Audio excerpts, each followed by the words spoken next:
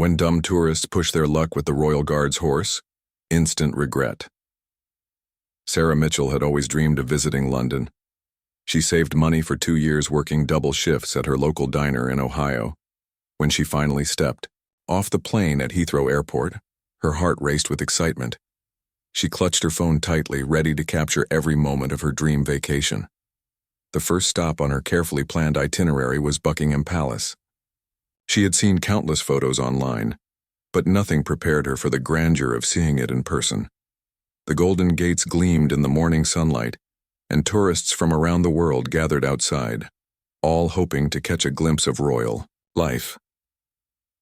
Sarah pushed through the crowd, determined to get the perfect shot for her Instagram. She had promised her friends back home that she would get close-up photos of the famous royal guards.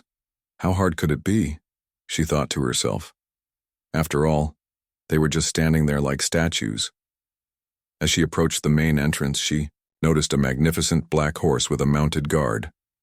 The horse stood perfectly still, its coat shining like polished ebony. The guard sat motionless on top, wearing the traditional red tunic and tall black bearskin hat that Sarah had seen in movies countless times. "This is it," Sarah whispered to herself, raising her phone. But the crowd kept getting in her way. Every time she tried to line up the perfect shot, someone would walk in front of her or bump into her arm. Her frustration grew with each failed attempt. Other tourists seemed to be having the same problem. Sarah watched as a group of teenagers tried to squeeze closer to the gate, only to be politely moved back by palace security. An elderly couple from Germany struggled to get a clear photo over the heads of taller visitors.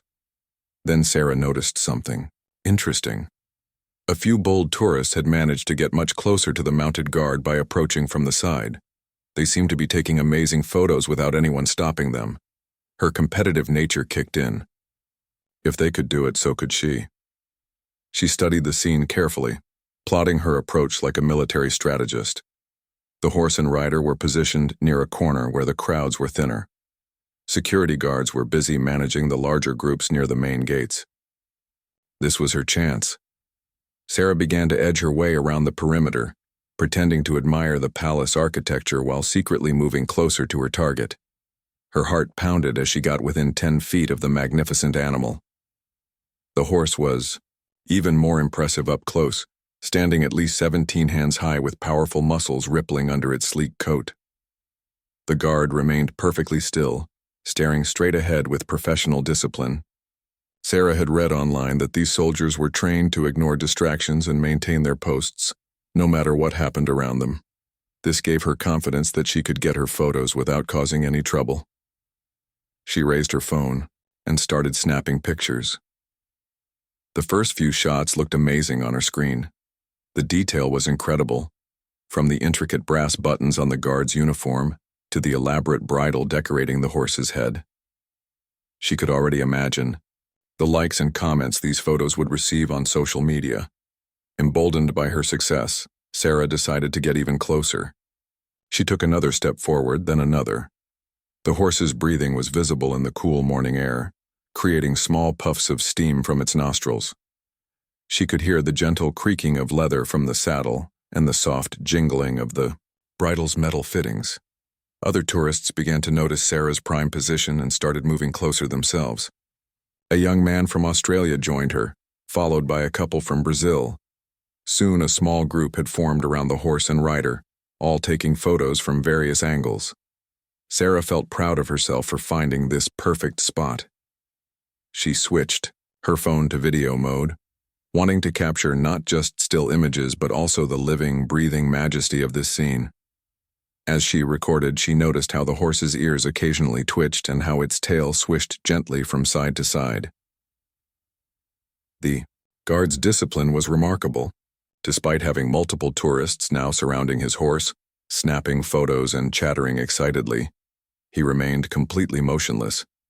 His eyes stayed fixed on some distant point, never acknowledging the growing crowd around him. Sarah began to feel invincible.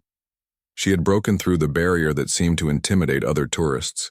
She was getting the exclusive shots that would make her friends back home incredibly jealous. Her vacation was already shaping up to be everything she had hoped for and more. But as she continued filming, Sarah made a crucial error in judgment. She assumed that because the guard wasn't reacting to their presence, it meant their behavior was completely acceptable.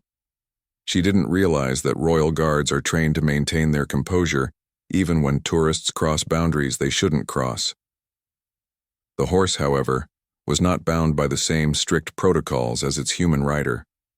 As more tourists crowded around taking flash photos and making loud noises, the animal began to show subtle signs of agitation. Its ears flicked back and forth more frequently, and it shifted its weight from one hoof to another. Sarah was too focused on getting the perfect shot to notice these warning signs. She continued recording, moving her phone closer and closer to capture every detail. In her excitement, she failed to maintain the respectful distance that experienced visitors to royal sites always observe. The other tourists around her were equally oblivious to the growing tension in the situation. They laughed and joked as they posed for selfies, treating the scene like a theme park attraction rather than an active military post with a living, breathing animal that could react unpredictably at any moment.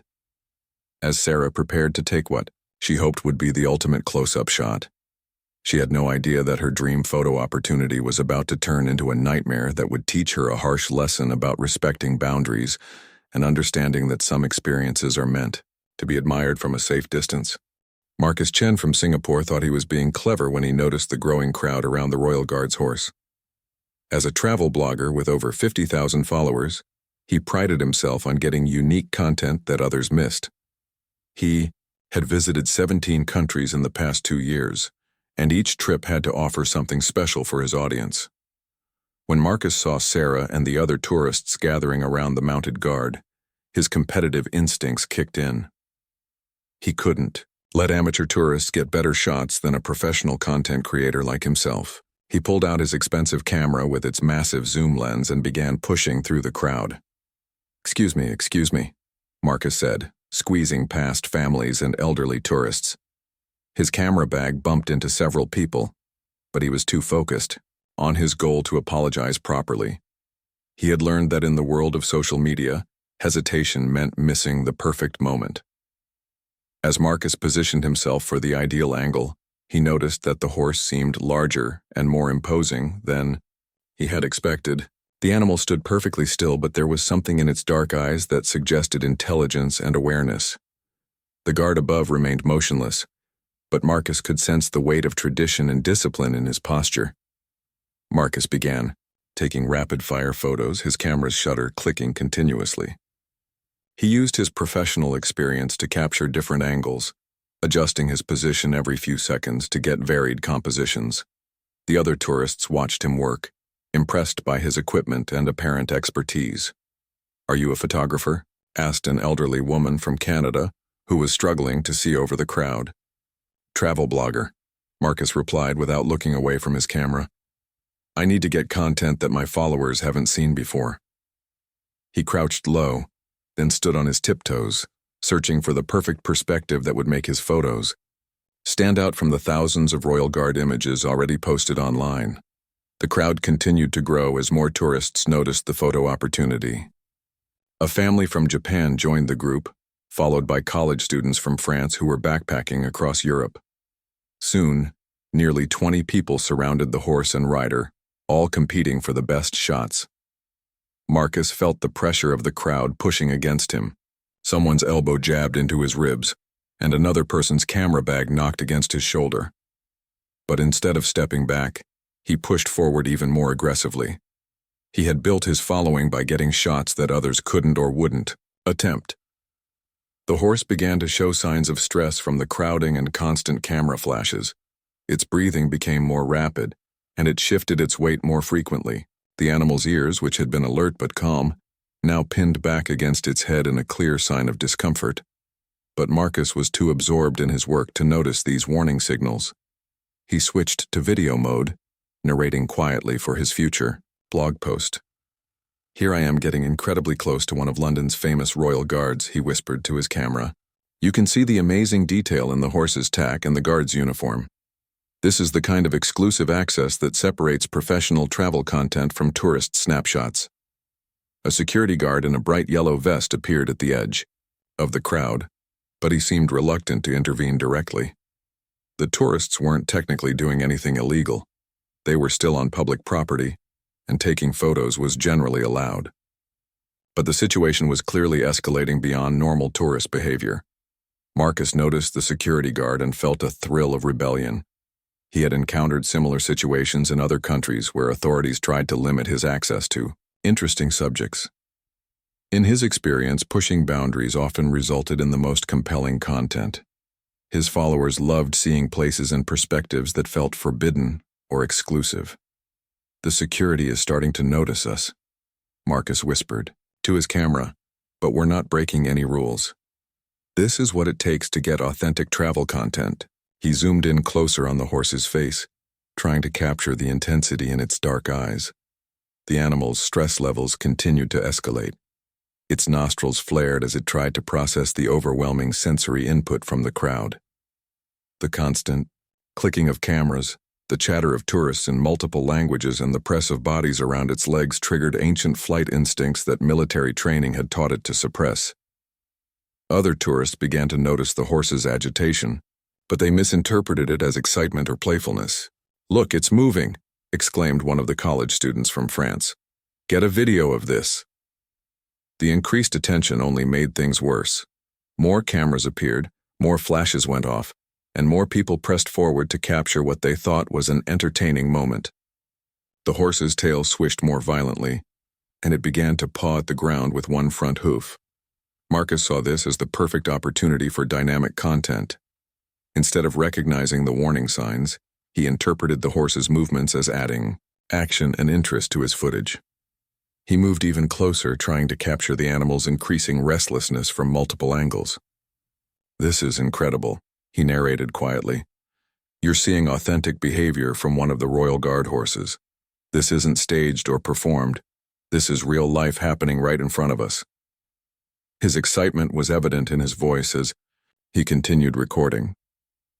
The mounted guard, despite his training to remain motionless, began to feel the tension building beneath him. His horse was a highly trained military animal, but it was still a living creature with limits to its tolerance. The soldier could sense the animal's growing distress through subtle changes in its posture and breathing.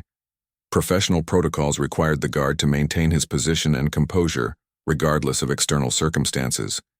He had been trained to endure everything from severe weather to deliberate provocations from troublemakers. But he also had a responsibility to ensure the safety of both his horse and the civilians around them. Marcus continued to film, unaware that he was documenting the build-up to a situation that would soon spiral completely out of control. His focus on getting the perfect content blinded him to the obvious signs that both the horse and its rider were reaching their breaking point. The crowd pressed closer, cameras clicked faster, and voices grew louder as tourists called out to friends and family to join them. What had started as a simple photo opportunity was rapidly becoming a chaotic scene that would test the limits of military discipline and animal patience. As Marcus prepared to capture what he hoped would be his most viral travel content ever, he had no idea that within minutes his camera would be recording something very different from what he had planned. A dramatic reminder that some boundaries exist for very good reasons. Detective Inspector James Webb was having his morning coffee when the first report came through on his radio.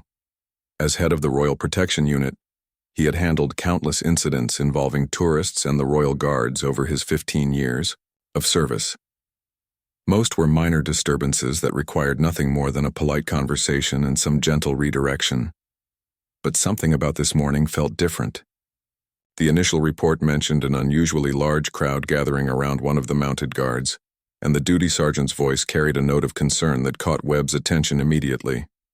"Control to all units," came the voice through his radio. "We have approximately 20 tourists clustering around Horse Guard Post Number 3. Situation appears to be escalating. Request immediate assessment." Webb set down his coffee and grabbed his cap. In his experience, when crowds grew beyond a certain size around the horses, trouble usually followed. The animals were well trained, but they were still living creatures with natural instincts that could override their military conditioning under extreme stress. As Webb hurried toward the scene, he reflected on similar incidents from his past. 3 years earlier, a group of drunk football fans had surrounded a horse and guard, shouting and throwing beer cans. The horse had reared up, nearly throwing its rider, and one of the fans had been kicked in the shoulder. The man spent 2 days in hospital and later tried to sue the Crown, claiming inadequate crowd control. Then there was the incident with the Chinese tour group who had brought drums and traditional instruments, thinking they could create an entertaining, cultural exchange with the guards.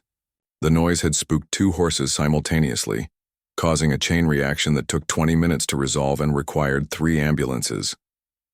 Webb knew that tourists often failed to understand that the Royal Guards were active military personnel, not theme park attractions. The horses were trained war animals, bred and conditioned for combat situations.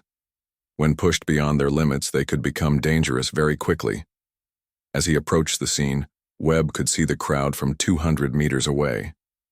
It was larger than the initial reports had indicated, and more tourists were joining every minute. Word had clearly spread through social media, as people were hurrying toward the gathering with phones already out and cameras ready. "This is not good," Webb muttered to himself, quickening his pace. He activated his radio again. "Control, this is DI Webb. I'm approaching the scene now. Crowd size appears to be growing rapidly. Request backup units and medical standby. The Yao." Response came immediately. "Copy that, Inspector. Units are en route. ETA 3 minutes." Webb could now hear the chatter of the crowd, a mixture of excited voices in multiple languages. Cameras were clicking constantly, and he could see the bright flashes going off even in the daylight. The horse at the center of attention was clearly agitated. Even from his distant position, Webb could see its restless movements. As he got closer, Webb recognized the signs he had learned to watch for over his years of service. The horse's ears were pinned back against its head. Its tail was lashing from side to side, and it was pawing at the ground with increasing frequency. These were classic stress indicators that every member of the Royal Protection Unit was trained to identify. The mounted guard, Trooper William Harrison, was a veteran with 8 years of service. Webb had worked with Harrison before and knew him to be one of the most disciplined and reliable soldiers in the unit. If Harrison was showing any signs of concern, the situation was serious indeed. Webb began pushing through the outer edge of the crowd, using his authority to create a path.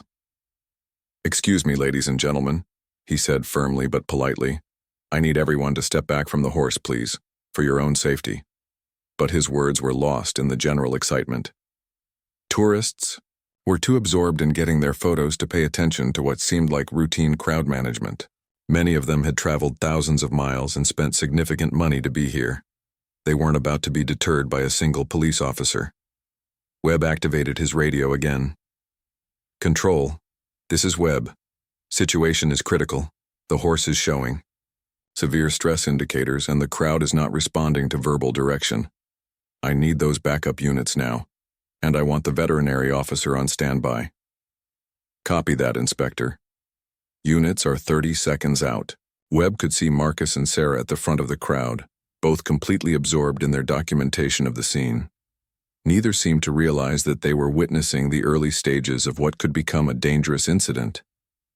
Other tourists were following their lead, assuming that if these two were comfortable getting close, it must be safe for everyone. The horse's stress was becoming increasingly visible. Its breathing was rapid and shallow, and Webb could see sweat beginning to form on its neck despite the cool morning temperature. The animal was fighting against every instinct telling it to flee or defend itself, held in place only by years of military conditioning and the steady hand of its experienced rider. Trooper Harrison remained motionless in the saddle, but Webb could see the subtle signs of tension in the soldier's posture. Harrison's left hand held the reins with a slightly tighter grip than usual, and his right leg pressed just a fraction more firmly against the horse's flank, signals that he was prepared to maintain control if the situation deteriorated further. Webb's backup units finally arrived, and he quickly deployed them around the perimeter of the crowd. But even with additional officers, the sheer size of the gathering made immediate crowd control difficult. Tourists continued to arrive, drawn by the spectacle and the apparent photo opportunity. "Right," Webb said to his sergeant. "We need to establish a safety perimeter immediately. Start moving people back from the horse, but do it gradually. Any sudden movements might trigger exactly what we're trying to prevent." The sergeant nodded and began coordinating with the other officers. They started at the outer edges of the crowd, politely but firmly asking tourists to step back and create more space around the horse and rider. But Webb could see that they were running out of time. The horse's agitation was reaching a critical level, and the crowd showed no signs of naturally dispersing. In his experience, situations like this had a point of no return, a moment when the animal's training could no longer overcome its natural instincts. As Webb watched Marcus and Sarah continue their enthusiastic documentation, completely oblivious to the building crisis around them, he realized that within the next few minutes, someone was going to learn a very hard lesson about the difference between taking photos of attractions and getting too close to highly trained military animals that were being pushed beyond their breaking point. The next few moments would determine whether this incident ended with embarrassed tourists and stern warnings, or with ambulances and newspaper headlines about another preventable accident at one of London's most famous landmarks. Emma Rodriguez had been working as a tour guide in London for 12 years, and she prided herself on keeping her group safe while showing them the city's most famous attractions. This particular morning, she was leading a group of 30 American tourists on what was supposed to be a routine visit to Buckingham Palace. When Emma first noticed the crowd gathering around the mounted guard, her experienced eye immediately recognized potential trouble. She had seen similar situations before, and they rarely ended well for the tourists involved. But her group was already excited about seeing the Royal Guards, and several members had broken away to join the growing crowd before she could stop them. "Mrs. Peterson, Mr. Johnson, please come back to the group," Emma called out, but her voice was lost in the general commotion. She watched with growing concern as two of her most elderly clients pushed through the crowd, determined to get closer to the action. Emma knew she had a professional responsibility to protect her clients, but she also understood the dangerous dynamics developing around the horse. In her 12 years of guiding tours, she had witnessed 3 serious incidents involving the Royal Guard horses, and each one had started exactly like this, with excited tourists who didn't understand the risks they were taking. The first incident she remembered involved a young man who had tried to pet one of the horses while posing for a photo. The animal had bitten his hand, requiring 12 stitches and a tetanus shot. The second incident was worse. A woman had been knocked down when a stressed horse suddenly moved sideways to escape a crowded situation. She suffered a broken wrist and severe bruising. But the third incident was the one that haunted Emma's memories. A child had been seriously injured when an overwhelmed horse reared up without warning. The sight of that little girl being rushed to the ambulance had convinced Emma that prevention was always better than dealing with the aftermath of these situations. "Ladies and gentlemen," Emma announced to the rest of her group, raising her voice to be heard over the crowd noise. "I need everyone to stay with me and keep a safe distance from the horse. These are working military animals, not tourist attractions." But her warnings fell on deaf ears. The excitement of being so close to one of London's most iconic sites was too strong for most tourists to resist. Emma watched helplessly as more of her group members drifted toward the crowd, phones and cameras in hand. Emma activated the emergency protocol she had learned in her guide training. She called her company's emergency hotline to report a developing situation that might require medical assistance. Her supervisor, who had been in the tourism business for over 20 years, understood immediately. "How bad does it look, Emma?" asked her supervisor. "Bad," Emma replied, keeping her voice low so her remaining clients couldn't overhear. "The horse is showing all the stress signs we learned about in safety training. The crowd is too big, too close, and not responding to police requests to move back. I've got 6 of my people in that crowd, including the elderly couple from Texas." "Right. I'm sending our emergency coordinator to your location immediately. Keep your remaining people back, document everything, and be ready to provide witness statements if needed." Emma ended the call and turned back to watch the scene unfolding before her. Detective Inspector Webb and his officers were trying to manage the crowd, but their efforts seemed to be having limited effect. If anything, the presence of police was attracting even more attention as tourists assumed something exciting was about to happen. The horse's condition was deteriorating rapidly. Emma could see foam forming around its mouth, and its eyes showed the wide, white-rimmed look of an animal approaching panic. The poor creature was trapped between its military training, telling it to stand still, and its natural instincts screaming at it to escape the threatening situation. Emma noticed that the most problematic tourists seemed to be the ones with professional cameras and obvious social media ambitions.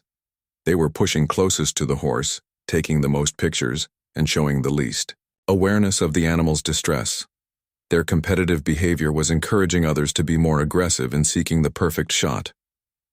This is exactly what we warned about in the new safety briefings, Emma muttered to herself. She had recently attended an industry meeting where royal protection officials had specifically discussed the growing problem of social media-driven tourism, creating dangerous situations around the royal sites. The officials had explained that traditional tourists used to take a few photos and move on, but modern social media culture encouraged people to spend more time at each location, trying to get the perfect shot for their online profiles.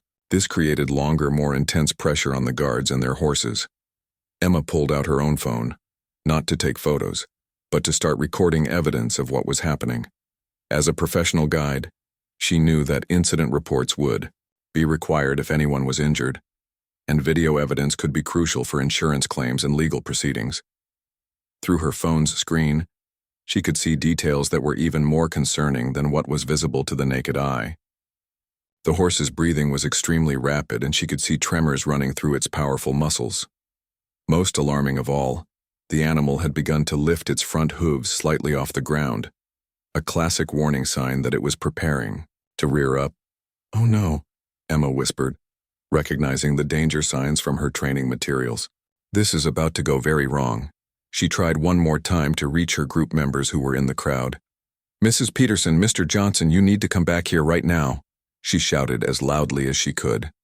The elderly couple heard her this time and looked back, but instead of moving toward safety, they waved cheerfully and pointed at their phones to indicate they were getting great photos. They had no idea that their excited gestures and raised voices were contributing to the very situation that was about to put them in serious danger.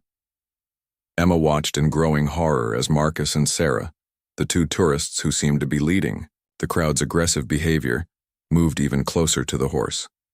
They appeared to be competing with each other for the most dramatic shots, completely oblivious to the animal's mounting distress. The police officers were becoming more urgent in their crowd control efforts, but they were fighting against the momentum of social media culture and tourist excitement. People who had traveled thousands of miles weren't going to be easily convinced to step away from what they saw as the photo opportunity of a lifetime. Emma knew from her experience that they were now at the critical moment, the point where either the situation would be successfully diffused, or something dramatic and potentially dangerous would happen. The horse's stress had reached a level where its military training might not be enough to overcome its natural survival instincts. As she continued recording, Emma prepared herself to call for ambulances and document what she feared would become another preventable incident that would serve as a harsh lesson about respecting the boundaries around London's working military personnel and their highly trained but ultimately unpredictable animal partners. The moment everyone had been unconsciously building toward arrived with shocking suddenness. Trooper William Harrison felt his horse's muscles bunch beneath him, and every instinct from his 8 years of military service screamed that the situation was about to explode beyond anyone's control. The trigger came from an unexpected source. A young child, no more than 7 years old, had been watching the crowd from his father's shoulders.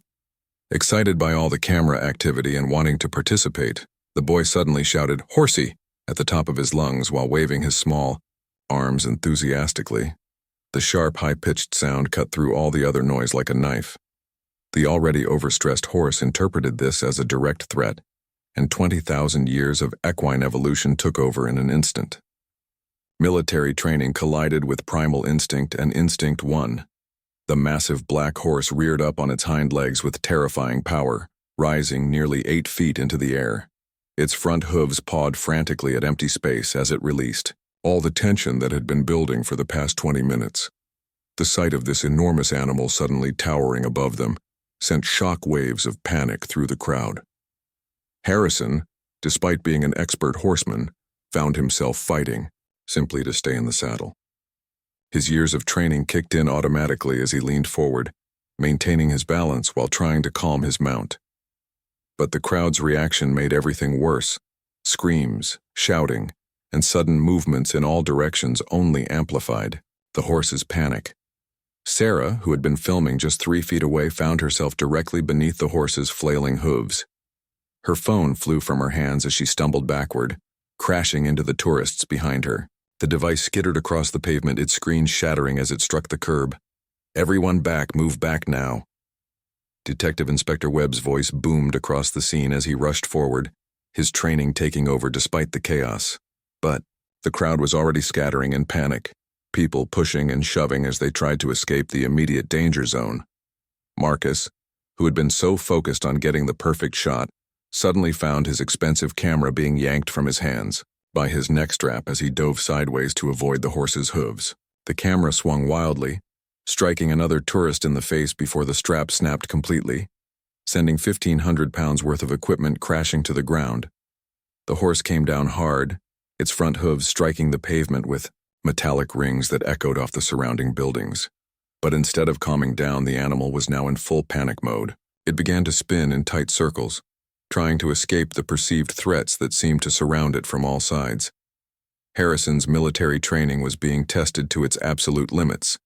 He maintained his seat through the horse's violent movements, while simultaneously trying to guide the animal away from the fleeing tourists.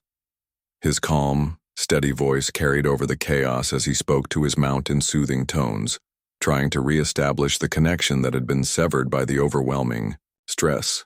"Easy, Thunder. Easy, boy," Harrison murmured, using techniques that had been drilled into him during months of specialized training. "It's all right, we're all right. Steady now, steady." But Thunder was beyond responding to verbal commands. The horse's eyes showed white all around the edges, and foam flew from its mouth as it continued to wheel and rear. Each sudden movement sent fresh waves of panic through the surrounding crowd, creating a feedback loop of fear that made the situation even more dangerous. Emma Rodriguez, watching from her position with the remaining tour group members, felt her worst fears being realized. She had seen this exact scenario play out before, and she knew that the next few minutes would determine whether anyone was seriously injured. "Stay back. Everyone stay back," she shouted to her clients, using her body to physically block them from moving toward the chaos. Her emergency training told her that the greatest danger often came from people trying to help or get closer to see what was happening. Detective Inspector Webb had reached the edge of the crisis zone and was coordinating his officers' response. Years of experience with similar incidents had taught him that the key was to create space and remove stimuli that were keeping the horse in panic mode. "Form a perimeter," he commanded his team. "Keep the crowd back, stop the cameras, and give the horse room to calm down." But easier said than done. The scattered tourists were slowly realizing that their phones and cameras were still recording, and some were actually trying to move closer again to capture footage of the dramatic scene. The viral potential of a rearing Royal Guard horse was too tempting for some people to resist, even in the face of obvious danger. One particularly thoughtless tourist, a young man from Australia, actually started moving toward the action with his phone held high, apparently thinking this was an exciting show being put on for their entertainment. Webb had to physically intercept him, grabbing the man's arm and pulling him back to safety. "Are you insane?" Webb demanded. "That's not a performance, and that's a 1,000-pound animal in full panic, and it can kill you." The Australian tourist looked genuinely shocked, as if the possibility of real danger had never occurred to him. This reaction highlighted one of the biggest challenges facing royal security in the age of social media. Many visitors treated everything as entertainment content rather than real situations involving real risks. Meanwhile, Harrison was slowly making progress with Thunder. The horse's spinning had decreased to nervous sidestepping, and its ears were beginning to show signs of returning awareness rather than pure panic. But the animal was still far from calm, and any sudden movement or loud noise could trigger another explosive reaction. Sarah sat on the ground where she had fallen, staring at her shattered phone screen in shock. The reality of what had just happened was beginning to sink in, and she realized how close she had come to being seriously injured. Her hands were shaking as the adrenaline coursed through her system. Marcus was crawling around on the pavement trying to gather the scattered pieces of his expensive camera equipment. The lens had separated from the body during its violent impact with the ground, and the LCD screen was completely destroyed. His dreams of viral travel content had literally crashed and burned in the space of 30 seconds. As the immediate crisis began to stabilize, Webb knew that the aftermath was just beginning.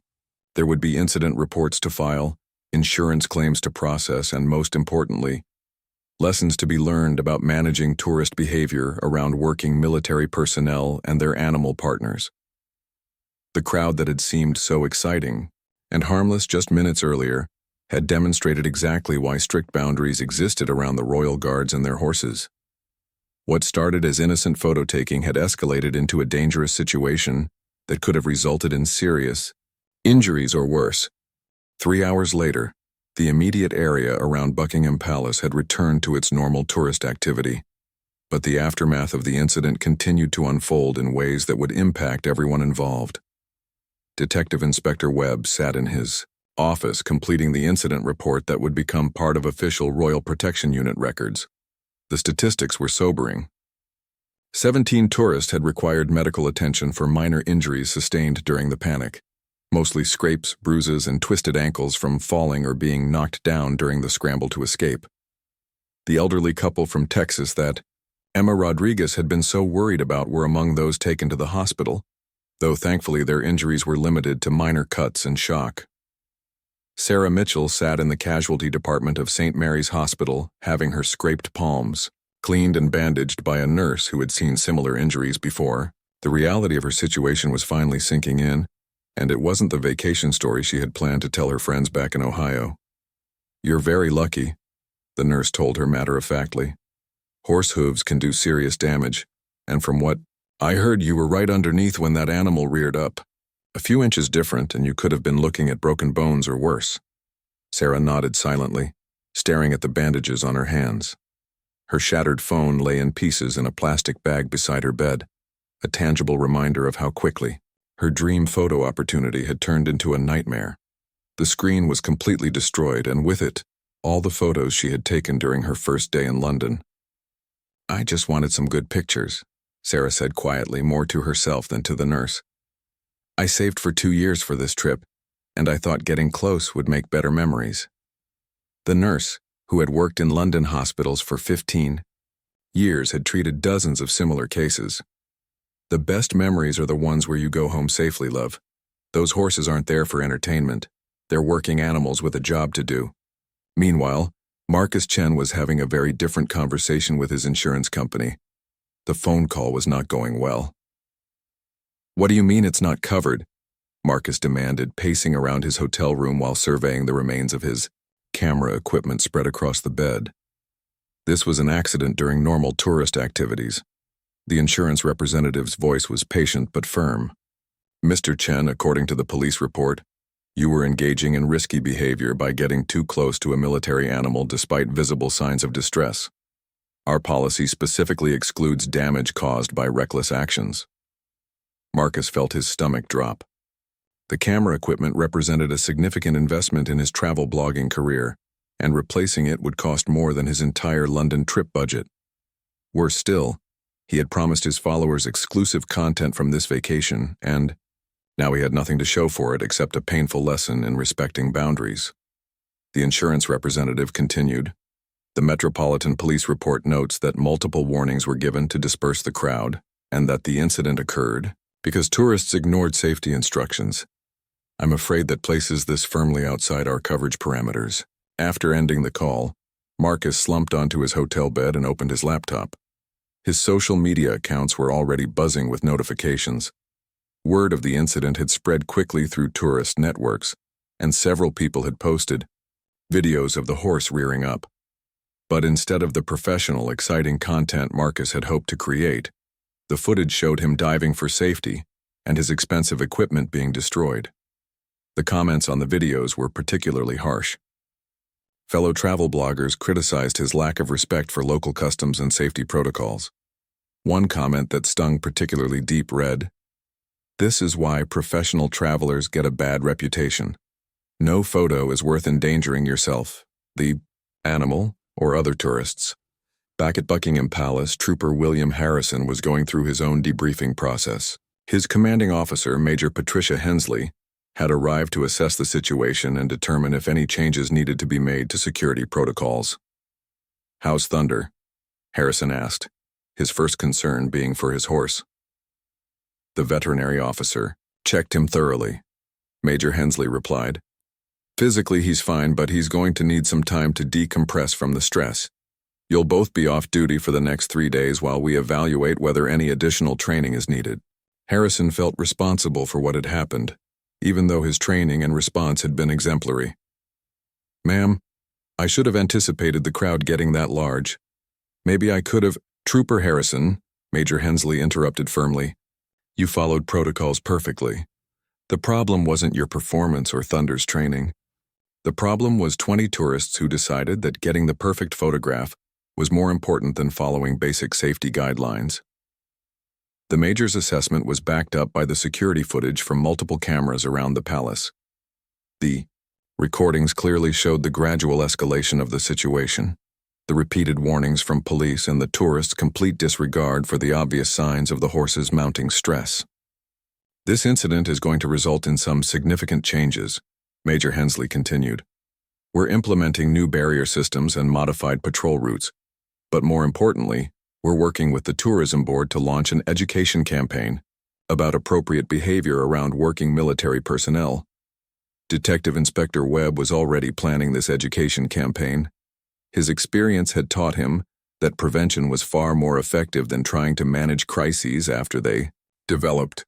He had scheduled meetings with major tour companies, travel bloggers, and social media influencers to discuss the real dangers of treating the Royal Guards as entertainment rather than active military personnel. "The problem is that people see the traditional uniforms and think it's all pageantry," Webb explained to his team during their post-incident briefing. "They don't understand that these are real soldiers doing a real job with real animals that can cause real harm when pushed beyond their limits."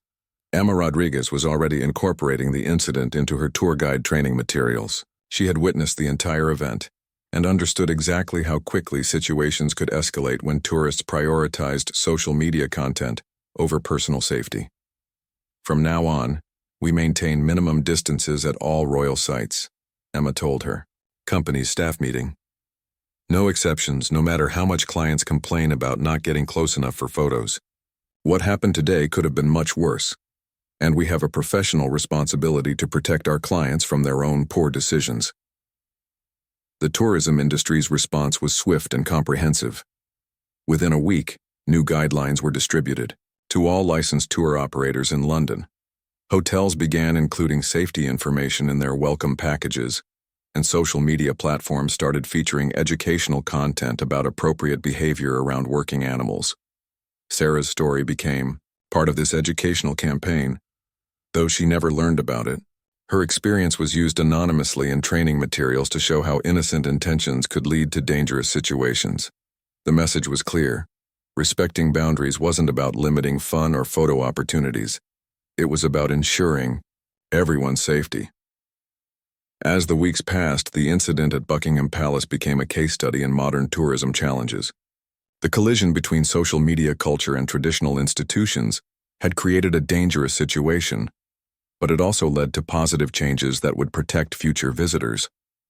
Marcus eventually replaced his camera equipment and continued his travel blogging career, but with a much greater emphasis on responsible tourism practices.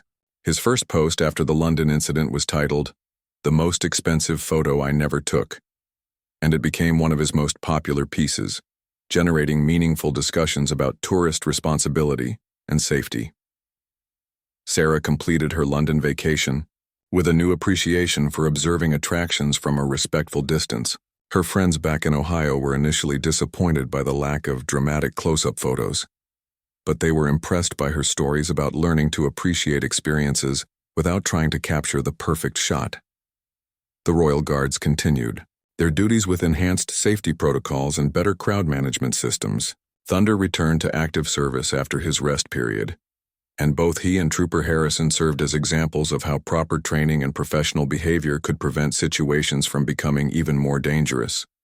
The incident served as a Powerful reminder that in an age of social media and instant gratification, some boundaries exist for very good reasons. The pursuit of the perfect photo or viral content should never come at the expense of safety, respect, or common sense. Sometimes the most important lesson a tourist can learn is when to step back, observe from a distance, and appreciate that some experiences are more meaningful when approached with humility and respect rather than cameras and ambition.